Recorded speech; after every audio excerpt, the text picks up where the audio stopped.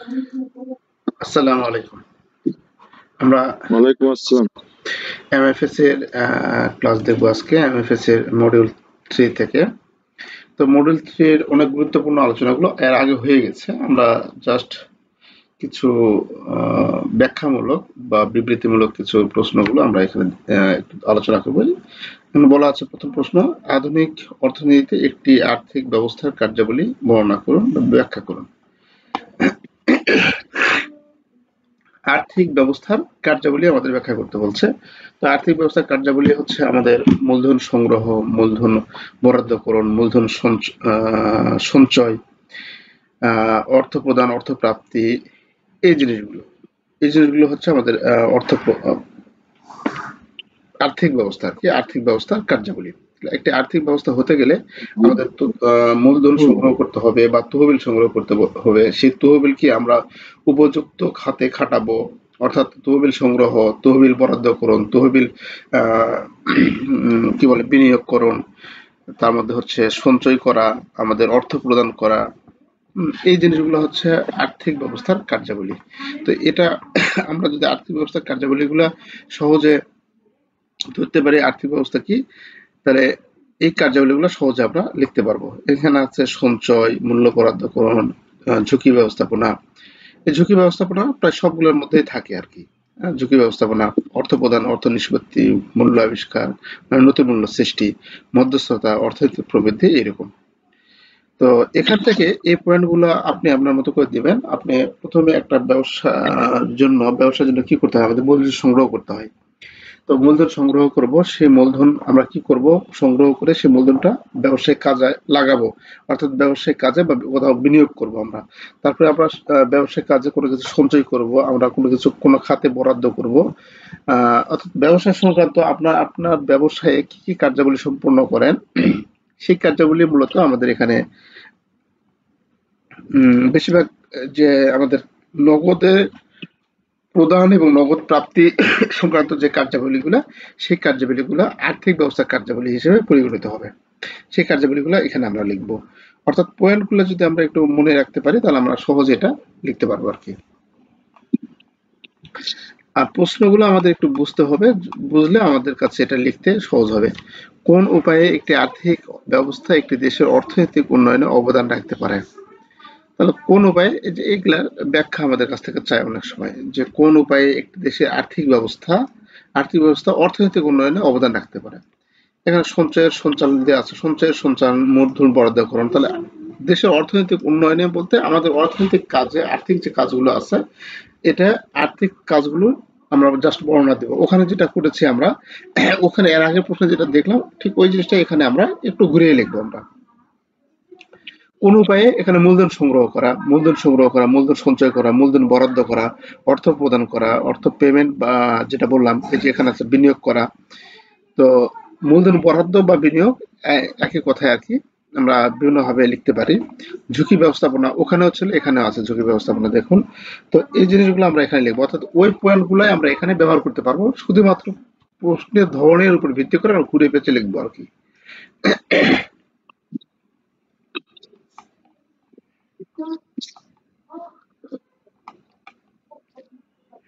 এই পয়েন্টগুলো এগুলা আসে আর কি, আমাদের আর্থিক ব্যবস্থার অর্থ প্রদানের ভূমিকা কিভাবে একটি দেশের অর্থনৈতিক উন্নয়নে অবদান রাখে, ওই একই কথাই, একই প্রশ্নে এখানে ব্যবহার বলা হয়েছে আর কি।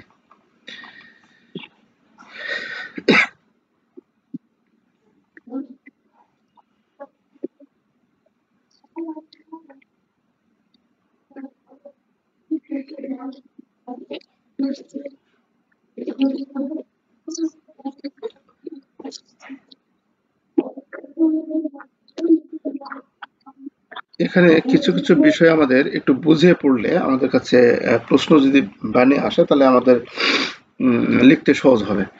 যেমন এখানে বলা আছে, আপনি কিভাবে আর্থিক উন্নয়ন ব্যাখ্যা করতে পারেন, কিভাবে এটি চাহিদা অনুসরণ এবং সরবরাহ ঋণ আর্থিক উন্নয়নের মধ্যে পার্থক্য করা যায়।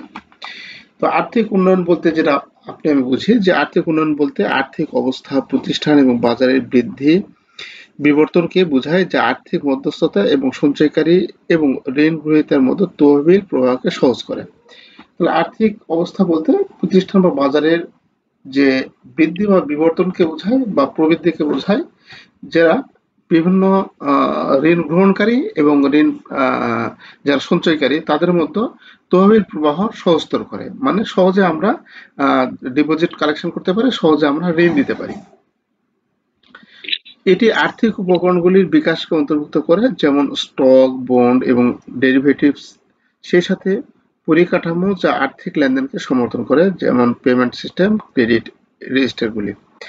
আচ্ছা, চাহিদা, এখানে আমাদের চাহিদা অনুসরণ এবং চাহিদা সরবরাহ ঋণ আর্থিক উন্নয়নের মধ্যে পার্থক্য।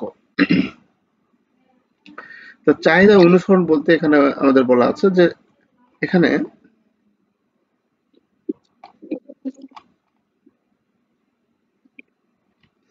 আর্থিক উন্নয়ন এমন একটি দৃশ্যকে বোঝায় যেখানে পরিবার, ব্যবসা এবং অন্যান্য অর্থনৈতিক এজেন্টদের আর্থিক পরিষেবার ক্রমবর্ধমান চাহিদার প্রতিক্রিয়ায় আর্থিক খাত বিকাশ করে। এই ক্ষেত্রে অর্থনীতি বৃদ্ধির সাথে সাথে আর্থিক খাত প্রসারিত হয়। আচ্ছা, এটা দেখবো না, এটা পয়েন্ট অতটা ইয়ে না।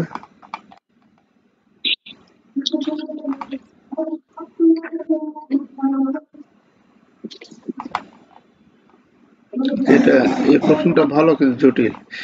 এই প্রশ্নটা আমাদের একটু দেখতে হবে। এই যে এটা আমাদের টিকায় অথবা আমাদের বিভিন্ন প্রশ্নে আসার সম্ভাবনা রয়েছে, যে আর্থিক বাজারের অসমমিতিক তথ্য সমস্যা কি। এটা আসার সম্ভাবনা অনেক বেশি।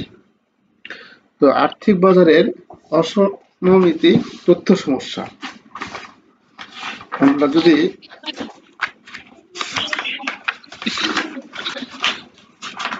MFS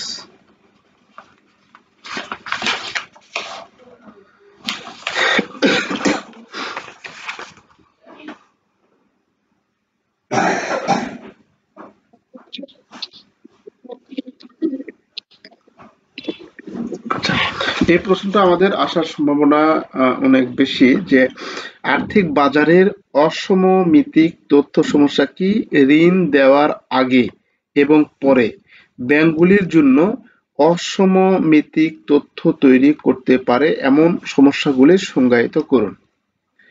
তাহলে অসমমিতিক তথ্য কি বা সে সমস্যাটা কি, এটা আমরা দেখব। আর্থিক বাজারে অসমমিতিক তথ্য ঘটে যখন এক পক্ষের কাছে অন্য পক্ষের তুলনায় বিনিয়োগ বা আর্থিক লেনদেন সম্পর্কে বেশি তথ্য থাকে। এটি এমন একটি পরিস্থিতির দিকে নিয়ে যেতে পারে যেখানে কম তথ্য যুক্ত দল এমন একটি সিদ্ধান্ত নিতে পারে যা তাদের পক্ষে অনুকূল নয়, যার ফলে প্রতিকূল নির্বাচন এবং নৈতিক বিপদের সমস্যা দেখা দেয়। তো বিষয়টা কিরকম, বিষয়টা যদি আমরা একটু ব্যাংকের দৃষ্টিকোণ থেকে দেখি তাহলে এরকম বোঝায় আর্থিক অসমমিতিক তথ্য সমস্যাটা। অসমমিতিক, সমমিতিক বলতে সমান, অসমমিতিক বলতে অসমান। তাহলে এখানে যখন একজন ব্যাংকার যখন ঋণ গ্রহীতাকে ঋণ দিতে চায়, তখন বিভিন্ন ধরনের ইনফরমেশন জানতে চায়, যে আপনার লোন আছে কোনো জায়গায়, ক্রেডিট কার্ড আছে কয়টা, আপনার কোথাও কি ঋণ দেনা কি দায় দেনা কি, এই জিনিসগুলো সবকিছু লাগে। পরিবারের সদস্য সংখ্যা কত, ভরণ পোষণ কত, ভাড়া বাসা নাকি নিজের বাসা, এগুলো অনেক কিছু জিজ্ঞাসা করে, তাই না? আচ্ছা, তো যদি এখানে ঋণ গ্রহীতা যদি কোনো ইনফরমেশন মিসম্যাচ দেয়, হ্যাঁ, যে হয়তোবা যেটা সত্য সেটা দিল না, যে না না আমার কোনো ঋণ টিন কোনো কিছু নেই, আসলে দেখা যাচ্ছে তার এনজিও ফেনজিও হিগান চেয়ার মিলে অনেক ঋণ আছে, প্লাস এরা তো হচ্ছে কি বলা হয়, মানে ট্রেসেবল না। কারণ ব্যাংকে কিন্তু কোনো এনজিও টেনজিও এগুলা ঋণ কিন্তু দেখা যায় না, কিন্তু ব্যাংকের ঋণ যেটা সেভিতে যেগুলো হিট করে সেগুলো দেখতে পাই। তো দেখা যাচ্ছে যে ওই ঋণগুলো আছে হয়তো বা কিছু আছে, কিন্তু আমাদের এরকম আদার সাইডে অনেক ঋণ দেনা আছে। তাহলে এরকম এগুলো তথ্য গোপন করে, অথবা নিজের নামে কোনো যেটা আছে সেটা হয়তো তার নামে না আরেকজনের নামে, এরকম বিভিন্ন রকম বা জাল ভুয়া কাগজপাতি করে নিতে পারে। তো এই জিনিসগুলো আপনাকে বলছে না, আপনাকে কি করছে, ঋণ নেওয়ার জন্য আপনাকে ভালো ভালো কথা শোনাচ্ছে। এই যে শোনাচ্ছে, তখন আপনি কি করছেন, আপনি উদ্দীপনার সহিত তাকে লোন দিতেছেন। আর যখন লোন দিতেছেন তখন আপনি মানে ব্যাংকটা বিপদে পড়ে যাচ্ছে, তাই না? তাহলে এই যে সে তথ্য দিচ্ছে, ইলিগাল তথ্যগুলো দিচ্ছে, যে তথ্যটা আপনাকে দিয়েছে সেই তথ্যটা আসলে কিন্তু সঠিক নয়। এটা হচ্ছে অসাংবিধানিক তথ্য, অসাংবিধানিক তথ্য। তো এখানে আমাদের উদাহরণে বলা আছে এরকম, যদি একটি ব্যবহৃত গাড়ি বিক্রেতা জানেন যে গাড়িটি একটি বড় ত্রুটি রয়েছে, আপনি গাড়ি বিক্রি করবেন, গাড়িতে কি ত্রুটি রয়েছে আপনি ভালো জানেন, কিন্তু আমি গাড়ি কিনবো, আমাকে বলছেন না আপনি যে এই ত্রুটি আছে, কিন্তু আমি তো তৎক্ষণিকভাবে বুঝতেও পারবো না। তাহলে দেখা যাচ্ছে 10-12 দিন বা 15 দিন পর, 20 দিন পর ওই ত্রুটি দেখা দিয়েছে, তাই না? তাহলে আমি কিন্তু আপনার কথার বিশ্বাসের উপর গাড়িটি নিলাম। এই যে তথ্য আপনি কম দিলেন, অর্থাৎ আপনি অসত্য তথ্য দিলেন, সেই তথ্যটা আমি বিশ্বাস করলাম। এই অসত্য তথ্য দেওয়াটার নামে হচ্ছে অসাংবিধানিক তথ্য সমস্যা। এটা আমাদের ব্যাংকের ক্ষেত্রে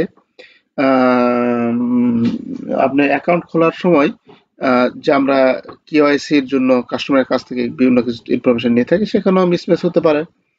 আবার লোন দেওয়ার ক্ষেত্রে আমাদের এই মিসম্যাচটা বেশি হয়ে থাকে। আচ্ছা, তাহলে অসাময়িক তথ্য হচ্ছে যে আমরা আহ, দুইটি পক্ষের মধ্যে একটি পক্ষ সংগ্রহিত পক্ষের কাছে তথ্য সংগ্রহিত পক্ষের কাছে তথ্য প্রদানকারী পক্ষ যখন ঘাটতি তথ্য প্রদান করে বা অসত্য তথ্য প্রদান করে, একে আমরা অসমমিতিক তথ্য সমস্যা বলি সহজ কথায়। আচ্ছা, তো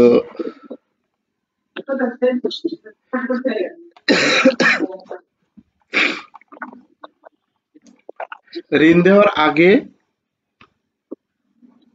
এখন বলা আছে ঋণ দেওয়ার আগে এবং পরে অসমমিত তথ্যের কারণে ব্যাংকগুলি নিম্নলিখিত সমস্যার সম্মুখীন হতে পারে। মানে তথ্য ভুল তথ্য দেওয়ার ফলে নিম্নলিখিত সমস্যার সম্মুখীন হতে পারে। কি কি সমস্যা? প্রতিকূল নির্বাচন ঘটে যখন ঋণ গ্রহীতারা যারা খেলাপি হওয়ার সম্ভাবনা বেশি, তাদের ঋণ পাওয়ার সম্ভাবনা বেশি থাকে যারা ঋণ পাওয়ার যোগ্য। এখানে ব্যাংকগুলি উচ্চ ঝুঁকিপূর্ণ ঋণ গ্রহীতার ঋণ দেওয়ার ঝুঁকি সম্মুখীন হতে পারে, ঋণে খেলাপি হওয়ার সম্ভাবনা রয়েছে। অর্থাৎ প্রতিকূল নির্বাচন, আমরা যদি এরকম প্রতিকূলতার মাধ্যমে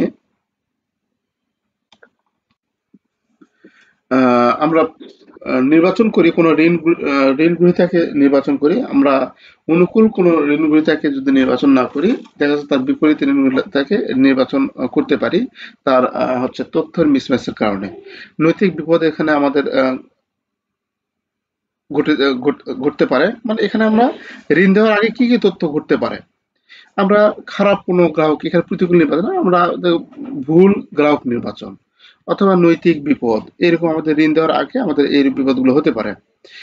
তারপরে আছে ঋণ দেওয়ার পরে খেলাপি ঝুঁকি, সেটা খেলাপি হয়ে যাওয়ার সম্ভাবনা থাকে। তারপরে আমাদের সেখানে দেখা যাচ্ছে যে আমাদের ব্যাংক ক্ষতিগ্রস্ত হওয়ার সম্ভাবনা থাকে। এরকম বিপদগুলো আমরা এখানে লিখবো, যে আমরা অসমমিতিক তথ্যের ফলে আমাদের ব্যাংকে কি কি সমস্যা হয়, অর্থাৎ কেউ আপনাকে তথ্য দিল, সেই তথ্যের উপর ভিত্তিতে আপনি কি কি সমস্যার মধ্যে পড়তে পারেন এবং ঋণ দেওয়ার পরে কি কি সমস্যা হতে পারে। এই অসমমিতিক তথ্য, এটা কিন্তু আমাদের অনেক গুরুত্বপূর্ণ। এটা আর্থিক বাজারে অপ্রতিসম তথ্য সমস্যা প্রশমিত করার জন্য অর্থায়নের কোন পদ্ধতি বেশি কার্যকর এবং কেন? তাহলে অপ্রতিসম তথ্য সমস্যা, যেটা আমরা অসম যেটা বললাম, একই একই দুটো একই। তো অর্থায়নের বিভিন্ন পদ্ধতি রয়েছে যেখানে আর্থিক বাজারে অসমমিত তথ্য সমস্যা প্রশমিত করতে সাহায্য করে, যেমন ঋণ অর্থায়ন এবং ইকুইটি অর্থায়ন। ঋণ অর্থায়নে ঋণদাতাদের কাছ থেকে অর্থ ধার করা এবং সুদের তাদের কাছ থেকে ফেরত দেওয়া জড়িত থাকে। অর্থের এই মুডে ঋণদাতারা ইকুইটি হোল্ডারের তুলনায় তাদের মূল এবং সুদের পরিশোধের ক্ষেত্রে অগ্রাধিকার পায়। অন্যদিকে ইকুইটি অর্থায়নে বিনিয়োগকারীদের কাছ থেকে অর্থায়নের শেয়ার বিক্রি করে তাদের মূলধন বাড়ানো জড়িত। এক্ষেত্রে অর্থের এই পদ্ধতিতে বিনিয়োগকারীরা কোম্পানির অংশ বা মালিক হয়ে ওঠে এবং লাভ বা ক্ষতির অংশীদার হয়ে থাকে। তাহলে আমাদের ঋণ অর্থায়ন এবং ইকুইটি অর্থায়ন উভয় ধরনের অপ্রতিসম তথ্য সমস্যা প্রশমিত করতে সাহায্য করে।